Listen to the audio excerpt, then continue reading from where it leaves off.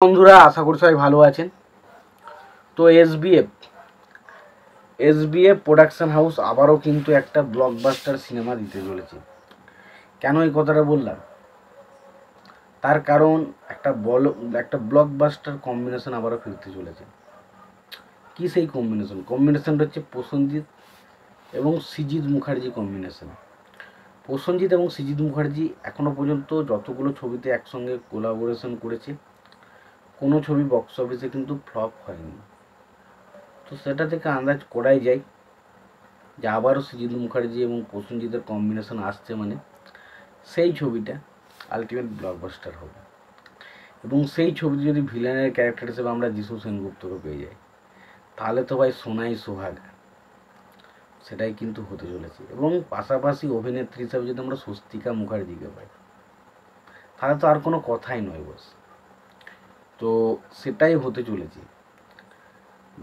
সৃজিত মুখার্জি, প্রসেনজিৎ চ্যাটার্জি, যিশু সেনগুপ্ত এবং স্বস্তিকা মুখার্জি, এই চারজনের বায়োতে আমরা একটা সিনেমা আসতে চলেছে। এবং আশা করছি, দেখুন অ্যাকচুয়ালি এখনও কোন প্রোডাকশন হাউস থেকে সিনেমাটা আসবে সেটা আমি জানি না, তবে মনে হয় সম্ভবত এসবিএফ থেকেই আসবে। এবার এই বিষয়টা নিয়ে কেন এক্সাইটেড, তার প্রথমত কারণ হচ্ছে সৃজিত মুখার্জি এবং প্রসেনজিৎ এই কম্বিনেশনটা যখনই আসে, সেই ছবিটা দেখার জন্য কিন্তু দর্শকের মধ্যে একটা অন্যরকম চাহিদা তৈরি হয়। তাতে সৃজিত মুখার্জির ছবি বক্স অফিসে ফ্লপ হোক যাই হোক, আমরা রিসেন্ট টাইমে দেখেছি দশম অবতার, সৃজিত মুখার্জি এবং প্রসেনজিতের কম্বিনেশনে যত ছবি বানানো হয়েছে তার মধ্যে সবথেকে খাজা ছবি হচ্ছে দশম অবতার। তারপরে কিন্তু ছবিটা একটা অন্য রকম হাইপ তৈরি করতে পেরেছিল, একটা বিরাট মার্জিনের একটা কালেকশন কিন্তু করতে পেরেছিল। তো এটা থেকে বোঝা যায় যে সৃজিত মুখার্জি এবং প্রসেনজিতের এই যে কম্বিনেশনটা, এটা মানুষ কতটা পছন্দ করে। এবং পাশাপাশি যিশু সেনগুপ্ত ভাই, তো আশা রাখছি যে ভালো কিছু একটা আসতে চলেছে এবং শিওর শট বাংলায় একটা সাকসেসফুল ছবি আসতে চলেছে।